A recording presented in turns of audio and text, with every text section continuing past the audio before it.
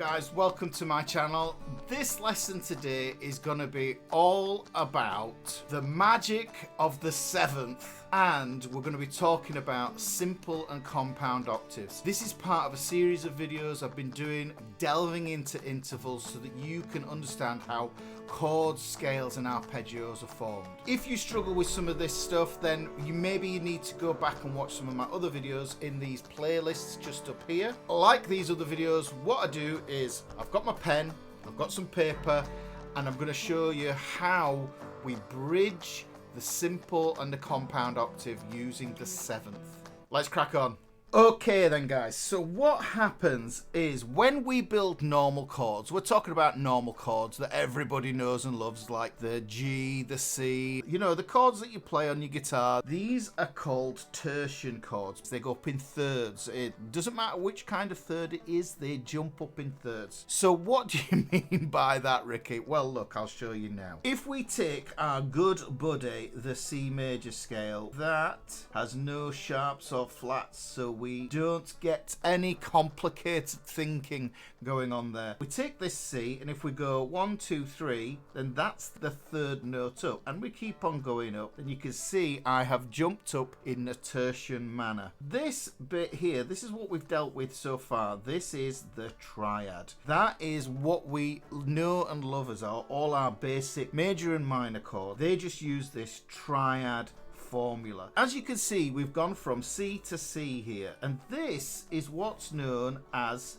the simple octave. The simple octave also extends. What I'm going to do is I'm going to take the C major scale here, I'm going to go up it again another octave, and as you can see, we've essentially got the same thing here, and this octave here is called the compound octave.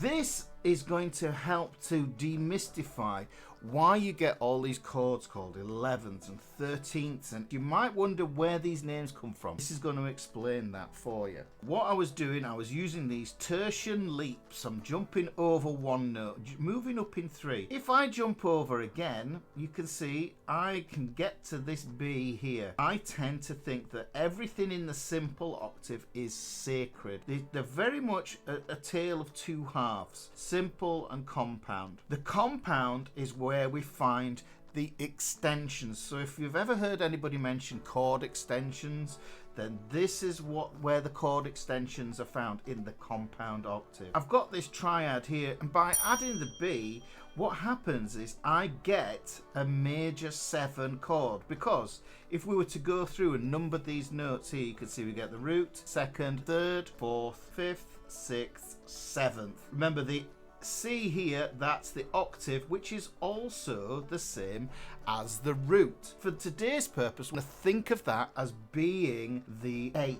It's stupidly simple, because all we need to do is carry on that sequence of numbers. 8, 9, 10, 11, 12, 13, 14. By the time we get back to the C, we are back to the root note again. To continue this tertian cycle, what we do is we go from the B and we jump over the C to get to the D. That lands us in the compound octave. Jumping over again, we get the F. Jumping over the A, we get the 13th there in that compound octave, and jumping over, we resolve back on that root note. Worth noting, 1, 2, 3, 4, 5, 6, 7 notes get used going from the simple to the compound octave there. And if you think about how many notes were in the C major scale in the beginning, 1, 2, 3, 4, 5, 6, 7, it's the same notes, but they're distributed in this tertian cycle. Jumping over. Let's just get something out of the way here. You may be saying to yourself, but Ricky, the D here is the 2nd, but up here it's the 9th. This is something that you want to get into your head, that this is almost like an enharmonic equivalent. This is an intervallic equivalent. The 2nd, that D, is the same as the 9th. They're interchangeable in how you think of them. Moving up again, you can see that this F is the 4th, and it's also the 11th. If we carry on up, you can see that that A is a 6th. And here, the A is a 13th. The 2nd and the 9th are the same note. The 4th and the 11th are the same note. The 6th and the 13th are the same note. Now that we've got that out of the way, I want to just eliminate a few things. If I'm coming backwards here, this B is classed as a 14th, but in the simple octave, it's a 7th. Now, like I said, the simple octave is sacred. We don't want to be double thinking anything, so we get rid of that 14th. Coming back again, we can see we get this 12th. The 5th is sacred. It's part of the first 4 notes of the simple octave tertiary movement. However, there's a curious thing that happens here. You will hear this talked about, and that is tenths. Here, you can see we have the E as a 10th, but also, if we're keeping this sacred, this E is the 3rd. It just helps not to think of this as a 10th, although it is used in piano music and older music, and some people still like to think of this as a 10th. Personally, I think it's easier to think of it as the 3rd because the function of the 3rd in the simple octave is very, very specific. So for now, I'm going to get rid of that idea of a 10th. If we move up the full tertial cycle, we get a root, 3rd, 5th, 7th, 9th, 11th, and 13th. This here gives us a 7-note sequence. This chord here effectively gives us a major 13th chord. If I write out that sequence again, but stop short at the 11th, this gives us a major 11th chord. I'll do that again. That's a major 9 chord. What's going on here is essentially that this last number coincides with the last number of the name of the chord, because that's the character, that's the tonal quality that you want for that chord. I can come back even more, root 3rd, 5th, 7th, the quality goes there, major 7 chord, and then coming back I get my major chord. Now, to really get the hang of this, you need to understand this cycle of thirds. I just call it the cycle of thirds, but it really is this tertian cycle that you need to memorize. There's a video up here on how to do that effectively. We have, in the compound octave, we have these guys here, the upper extensions. And like I showed you before, a major 13th chord includes all the notes. But what happens if we take the 7th out? The 7th acts as a bridging note from the simple to the compound octave. If that bridge is removed, it changes the names of the chords and the arpeggios associated with it. So to demonstrate this, I'm going to take a C major chord, and essentially what I'm going to do is I'm going to turn it into 3 different chords. I'll be playing these on the guitar as well, so you can hear what they sound like at the end of this video. The first chord we're going to look at is the ordinary C major triad, and we can see that the C major triad is C, E, and G. And that is the root, the 3rd and 5th. Those are present there in our simple octave. This gives us a major triad. And because the root note is C, then that chord is C. In the last lesson, I talked about suspended chords. And if you remember, the way we did that is we took the root and the 2nd and the 5th. Now in this instance, that would be the C, the D, and the G there, the C, the D, and the G. And this would give us a sus2 chord. That would give us C, sus2.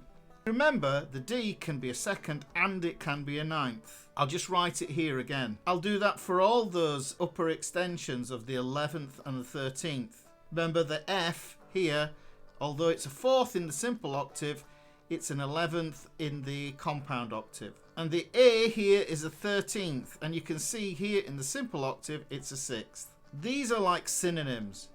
This is something that you should commit to memory. The next chord I'm going to show you is a C add 9. Now a C add 9 is a C major triad, but it doesn't have the 7th that bridges. This is why it's a 9th, because it is in the compound octave.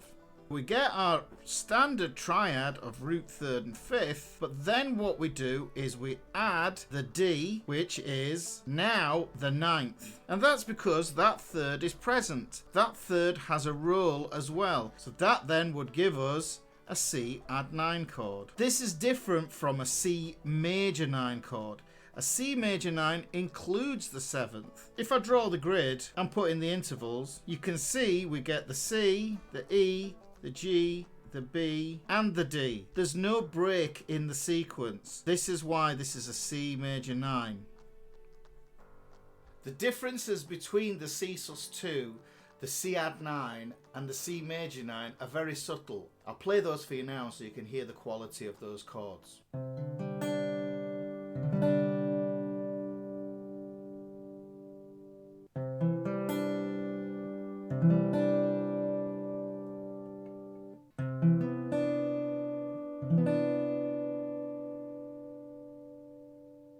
I've given you some homework to go alongside this lesson. If you look in the description, there's a PDF in here that outlines this very diagram that I've done here with the simple and the compound octave and how these notes switch.